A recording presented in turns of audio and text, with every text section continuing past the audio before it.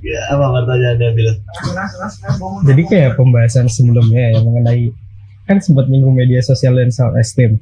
Nah di lingkungan Billy ini banyak anak-anak yang seumuran Billy itu udah bermedia sosial yang Billy lihat dia jadi kayak tidak punya karakteristik sendiri karena tadi kata Hugo bilang kan anak kecil tuh peniru yang handal. Jadi dia banyak meniru hal-hal yang dilihat di media sosial. Jadi Billy lihat dia gak punya karakteristik sendiri. Nah pertanyaannya tuh, nah media sosial juga kan kayak jadi kayak dua belah mata pisau yang sama gitu loh. Kayak teman Billy juga punya anak kecil, dia bilang kalau anak kecil yang nggak dikasih HP, anak yang nggak dikasih HP jadi rewel. Nah pertanyaannya, itu tuh bakal ngaruhin keseimbangan psikologis gitu atau self esteem anak sendiri kalau udah dari umur sedini mungkin udah dikasih media sosial. Dan sebagai parent atau orang tua tuh ada nggak sih batasan kita untuk ngasih anak kecil tuh di umur berapa media sosial itu? Karena kan ya banyak sih yang bisa diambil positifnya dari internet dan sosial media gitu. Cuma kan banyak juga negatifnya. Gitu kan. Oke, agak berat ya, karena gue yakin bahkan lu nanya ke satu psikolog ke psikolog yang lain, jawabannya pada beda-beda, gitu kan. Tergantung balik lagi dia gimana. Sebenarnya kenapa bisa jawabannya berbeda? Bukan teorinya beda, enggak, teorinya sama, ya. Tapi implementasinya yang cukup sulit, dan apa istilahnya ya? Terlalu banyak variabel, yang harus diperhitungkan. Nah, variabel apa aja? Mungkin kita pindah link dulu ya. Karena ini gue pengen jawab gitu karena ini penting. Tapi gue kayaknya harus pindah link karena variabel banyak. Ini penting sih. Gitu. Ya, pindah link dulu ya. Lu tau gak? Gue sampai baca jurnal loh, takut salah. Gue hafal sebenarnya teorinya, cuman gue takut salah. Ini gue lagi baca jurnal. review paper. Bukan paper, jurnal, Ji. Gue udah baca 10. Iya, jurnal. Paper marketing. Oke, nah gue cuman buat pengingat doang sih. Soalnya iya ya gak kepikiran ya bahas itu ya. Itu penting sih soalnya. Oke. Bahas dari mana ya, Bill ya? Oke, gini deh. Kalau misalnya kita batasan simple ya, jawaban simple dulu deh. Jawaban simple untuk anak usia di bawah 5 tahun ya, itu kalau bisa nggak pakai gadget sama sekali. Kalau bisa, ya. Karena anak di bawah usia 5 tahun itu mereka masih butuh motoriknya dilatih. Gitu kan. Apalagi mata ya, matanya juga sama, dia kan butuh mata yang gerak gitu, bukan yang fixated dengan sesuatu. Gitu. Tapi kalau misalnya memang perlu gitu ya, perlu sesuatu gitu kayak mungkin kita buat nyetel lagu atau apa gitu untuk membantu dalam parenting gitu, bisa 1-2 jam lah sehari gitu. Itu untuk di bawah 5 tahun. Cuman ada cumannya, kalau bisa jangan gitu. Kalau bisa ya, kalau bisa. Gue tahu ini pasti nanti banyak yang protes, ya kan? Pasti banyak yang protes. Terus kemudian kalau usia di atas itu ya 6 tahun lah ya, 6 tahun, 7 tahun. Ini kita bisa lihat dari respon mereka. Responnya tuh apa sih? Responnya itu kalau misalnya memang saat kita tarik handphonenya, dia marah. Berarti marahnya tuh yang tantrum ngambek banget gitu ya. Bukan karena ada alasan. Maksudnya ada alasan nih kayak, contoh dia lagi bikin tugas ya. Terus kita tarik handphonenya. Gitu kan. Dan dia benar lagi ngerjain tugas gitu. Ya wajar dia ngamuk gitu. Maksudnya paham kan maksudnya, jadi tergantung situasi, kondisi, dan toleransi. Tolong jangan disingkat ya. Jadi apa namanya, kalau misalnya memang dia main HP itu kayak cuman buat nonton Minecraft, itu gua dong gitu kan, atau apa gitu ya. Orang-orang cuman nonton hal seperti itu kalau bisa dibatasin dan kita coba timernya itu kalau misalnya dia ditarik dan dia tantrum, berarti itu sudah berlebihan. Paham maksudnya? Artinya dia sudah develop adiksi terhadap hal tersebut. Nah, anak-anak itu kalau bisa di bawah 12 tahun tidak terpaut dengan hal-hal seperti itu. Gitu, karena balik lagi sayang maksudnya dia masih banyak yang bisa dikembangkan di motoriknya, di perkembangannya dan lain sebagainya, gitu kan. Kalau misalnya ditarik terus kayak oh ya udah gitu, ya paham nggak maksudnya kayak cuman gitu, nggak ada respon sama sekali, gitu. Artinya sebenarnya lu bisa ngasih handphone itu atau gadget itu di waktu yang lebih lama. Kayak misalnya dia 2 jam nih, terus tiba-tiba sayang waktunya udah habis, mau ambil ya handphonenya, misalnya gitu, ya kan? Nah, terus ya, oh iya nggak apa-apa. Terus dia kayak nggak terganggu sama sekali gitu, kayak dia cuman oh ya udah gitu. Itu artinya sebenarnya dia punya kontrol yang cukup baik terhadap gadget, gitu. Dan lu punya pilihan antara lu nambahin jamnya atau stay di situ. Baiknya gimana? Baiknya stay di situ. Baiknya stay di situ, jangan ditambahin jamnya. Gitu. Nah, terus tapi kalau misalnya udah di usia 6 tahun ke atas ya, gue sih gue pendapat pribadi ya, gue pendapat pribadi. Kalau udah 6 tahun ke atas tuh kalau bisa sih tetap dilibatkan gadget. Gitu. Paham nggak maksudnya? Karena balik lagi ya, tadi kan udah disebut ya, karena gadget itu kan ada sisi positif. Ya, karena gadget itu ada sisi positif, itu yang kita bisa cari. Jangan sampai yang negatifnya itu banyak kan dari adiksinya. Adiksinya itu yang bikin dia ada timbul negatif, gitu kan. Tapi kalau misalnya dia ternyata tidak ketergantungan terhadap gadget, ya mayoritas positif. Tapi tetap dengan kontrol orang tua. Jadi jangan sampai dia main gadget itu kita nggak ngelihat gitu. Apa sih yang dilihat? Itu karena bahkan di YouTube sekarang pun YouTube Kids tuh videonya aneh-aneh ya, kayak kepalanya doang gitu, tapi dia bisa jalan-jalan, ada WC-nya. Gue lupa itu namanya apa. Serius itu video YouTube Kids lu, gue juga kaget. Gitu kan, gue nggak tahu itu namanya apa. Terus apa namanya yang hal-hal seperti itu. Jadi kita tetap sebagai orang tua itu harus bisa menjaga apa yang dia lihat, yang kita kontrol juga. Dan kalau misalnya memang sudah terlalu aneh, kita harus menjelaskan.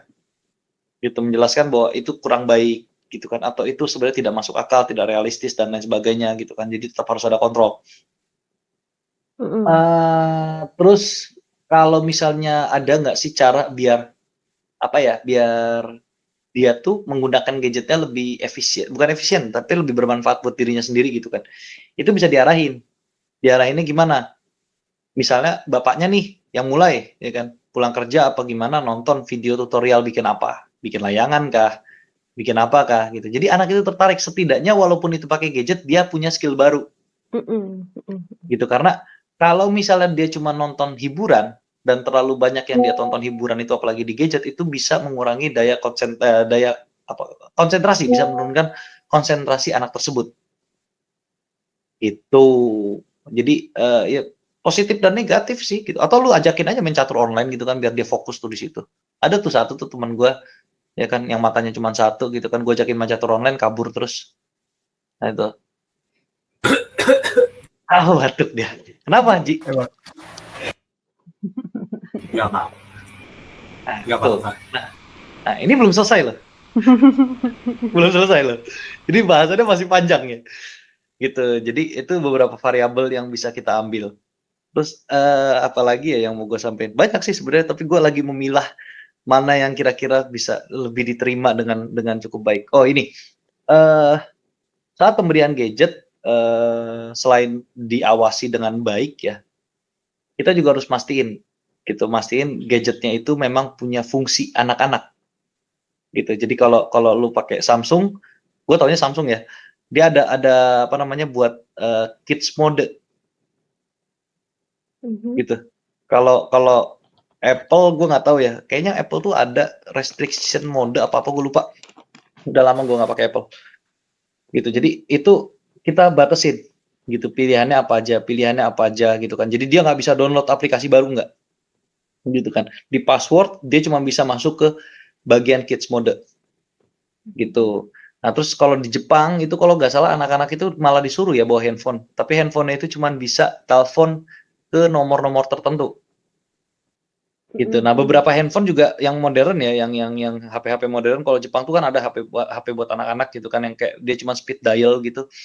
Beberapa handphone yang gue tahu kalau di Indonesia ada yang udah smartphone yang seperti itu gitu. Jadi penting gitu kan, dan kadang kita juga harus ngajarin gitu emergency. Nah ini yang jarang banget dibahas di Indonesia, penggunaan gadget untuk hal-hal emergency untuk anak gitu kan. Jadi kayak misalnya nomor emergency kayak 110 dan lain sebagainya itu harus diajarin ke anak.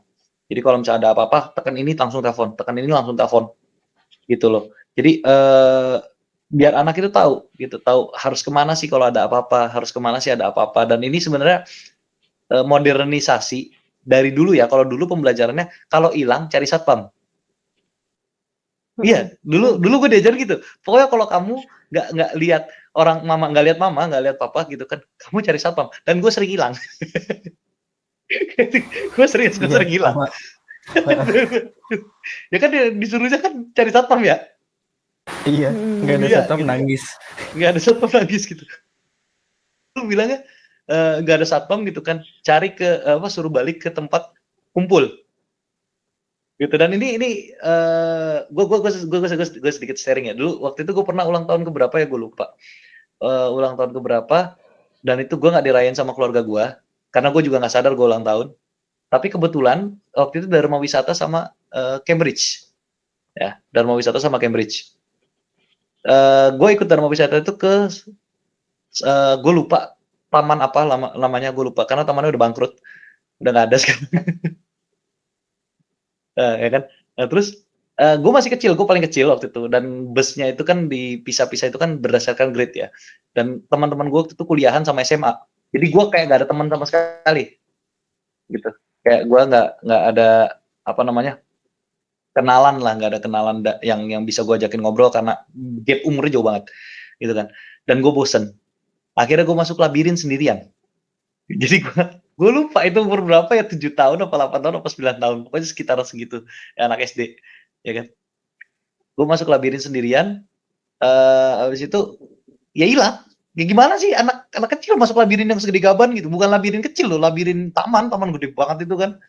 Gue hilang dan gue nggak ada yang kenal sama sekali di tempat hiburan berapa hektar itu kan, nggak tahu gitu. Akhirnya gue nyariin satpam, nggak ketemu. Dan gue inget kata orang tua gue, daripada gue bikin marah segala macam, ya udah gue balik ke bus. Dan nggak taunya orang tua gue dateng nyariin gue, pengen ngerayain dia ada, nggak taunya anaknya hilang. Dan gue tidur di bus, ketemunya maghrib, nggak jadi dirayain ulang tahun gue. Ya kuenya ya udah gitu kan. Jadi dan itu adalah modernisasi dari kalau hilang cari satpam gitu, harus telepon atau cari satpam atau gimana pun gitu kan. Makanya gue bilang kalau bisa anak itu udah dilibatkan sama gadget tapi dikontrol penggunaannya. Jadi itu salah satu emergency case yang mungkin orang kadang suka nyepelin ya, anak gue nggak bakalan hilang gitu. Masalahnya gue waktu kecil nggak tahu berapa kali hilang gitu loh, walaupun ujungnya bisa balik lagi, tapi kan pernah hilang gitu loh. Pernah hilang gitu kan.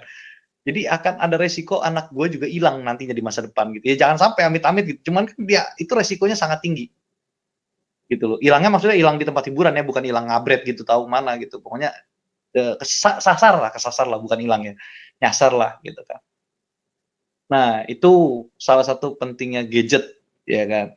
Nah terus apalagi ya, sama satu lagi mungkin ini agak apa namanya, agak diperhatikan juga. Dibagi waktunya antara penggunaan gadget itu memang hiburan, ya kan, atau penggunaan gadget itu sebagai sarana pembelajaran, gitu. Jadi jangan jadi orang tua kan, tadi gue bilang ya kayak 2 jam nih gitu misalnya, ya kan 2 jam. Padahal 2 jam itu dipakai buat ngamuk itu anak, gue yakin. Nah itu kan tadi dipakai buat belajar gitu, kenapa dihitung gitu. Nah itu salah satu yang harus dipisahkan gitu. Kalau gue dulu belum ada handphone ya, jadi gue cuman dikasih waktu itu bukan handphone tapi nonton TV sama waktu agak gede itu ada PlayStation. Jadi kayak gue cuma boleh main PlayStation itu Sabtu Minggu kalau nggak salah, atau pas hari libur, kayak cuman berapa jam gitu. Tapi akhirnya gue nego sih, akhirnya karena nilai gue bagus waktu itu, gue akhirnya dibolehin tiap hari. Serius gue nego. Gue nego sumpah. Jadi gue waktu itu dari kelas kedua teratas jadi kelas tertingginya kan, jadi kelas A lah dulu, tapi bukan A, iya dulu A, kelas A, dari B ke A gue naik gitu kan. Akhirnya gue dibolehin main PS tiap hari, tapi cuman kayak sekian jam gitu loh.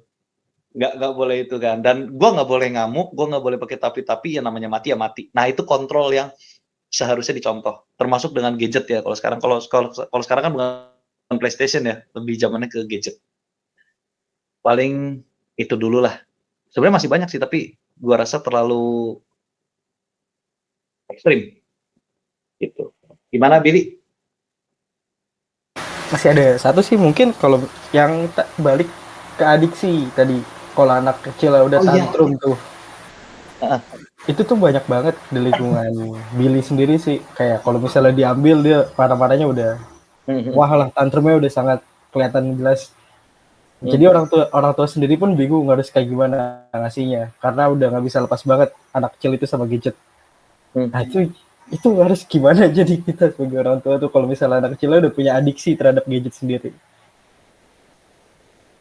Ya jangan, pertama ya, semua adiksi itu kalau tiba-tiba langsung ditarik pasti ada withdrawal effect atau rebound effect.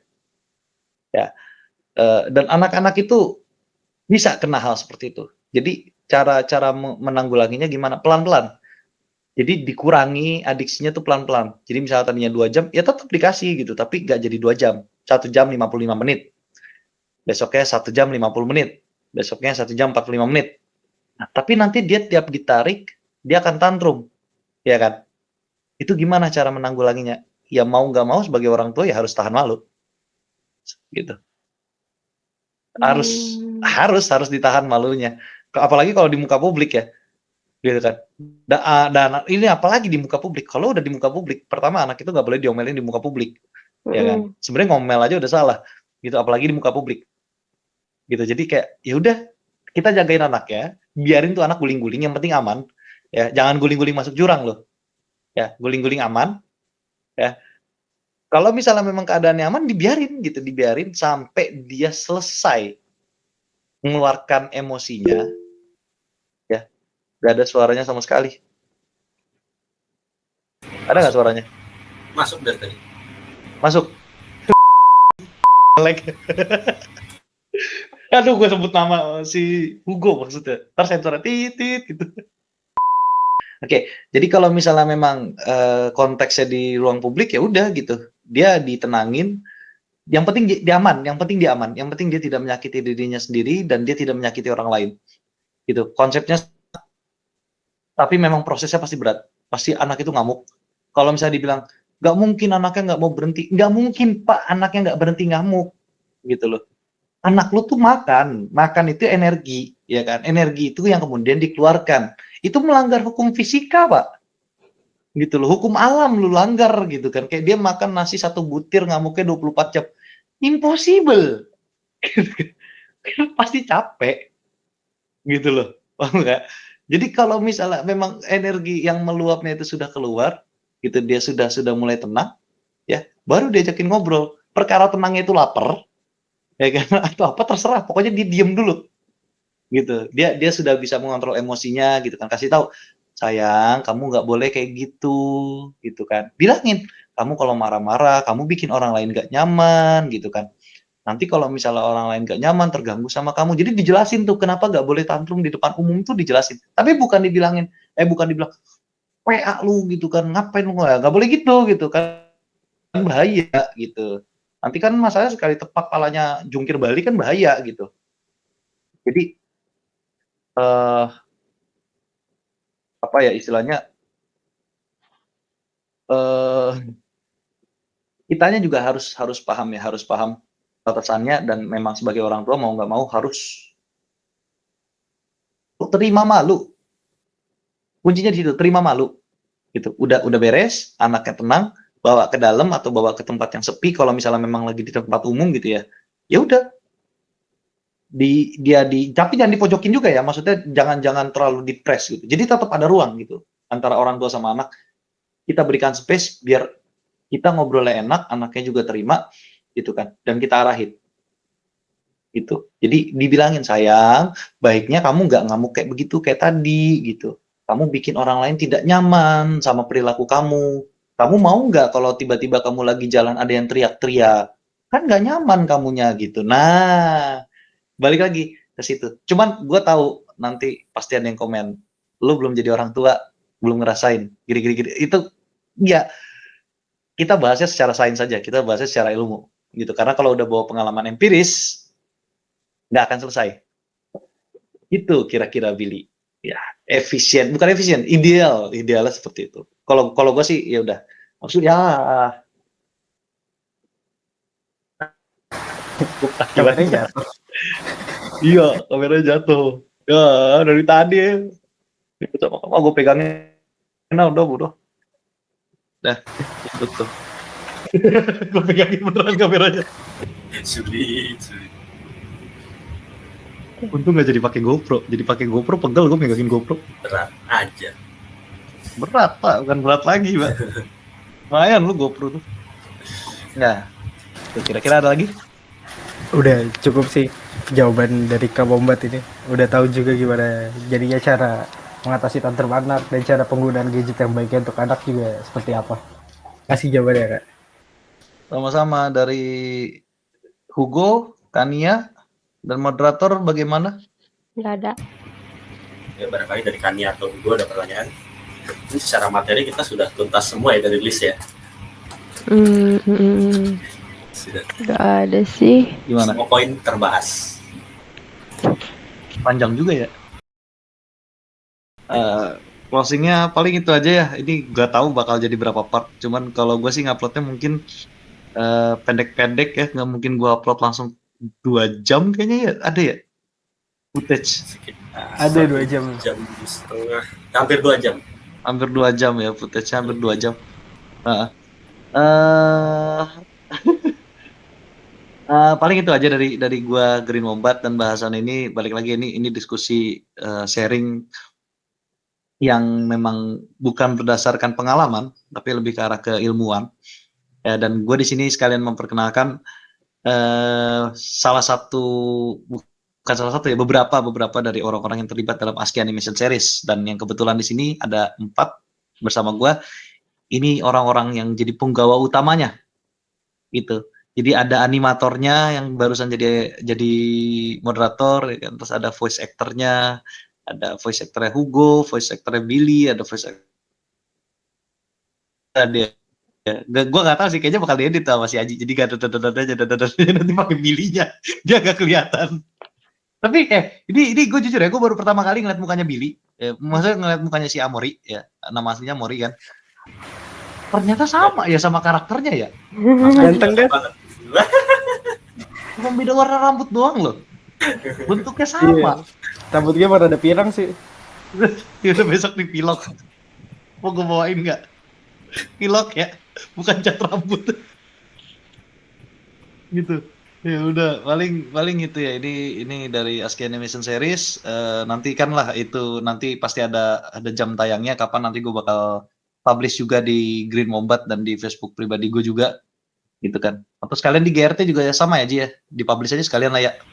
Bisa. Ya, orangnya juga lu lagi 4L. lu lagi Betul sekali. itu. Dan pembahasan nanti di ASCII Animation Series kebanyakan dari budaya dan lain sebagainya. Paling kalau buat bidang keilmuan gitu ya, yang hal-hal serius seperti ini adalah mungkin 1 atau 2 gitu, tapi kemungkinan besar yang bahas bukan gua, karena gua pengennya fokusnya ke ilmu kesehatan gitu. Kalaupun nanti ada bahasan-bahasan yang penting gitu ya, kayak tadi ya gua udah bahas soal SIDS, Sudden Infant Death Syndrome, terus ada banyak ya, kayak misalnya contoh lactose intolerance, intoleran laktosa tuh. Itu ada juga yang kayak keunikan fisiologis gitu ya, yang ada yang palanya panjul segala macam yang kayak gitu-gitu kan. Dia langsung ngeliatin palanya di si Billy. Gitu kan. Ya itu mungkin bisa dibahas nanti sama yang lebih ahli gitu kan. Paling sekian dari gua Green Wombat. Kalau ada salah-salah kata dan atau misalnya memang ada yang perlu dikoreksi, dengan senang hati dibahas di kolom komentar. Ini gue juga udah mulai kepanasan, gue pakai rompi. Tapi gue pakai kaos. Terus tulisannya tidak estetik. Gitu. Sekian dari gue Green Wombat dan ASCII Animation Series. Out. Dadah.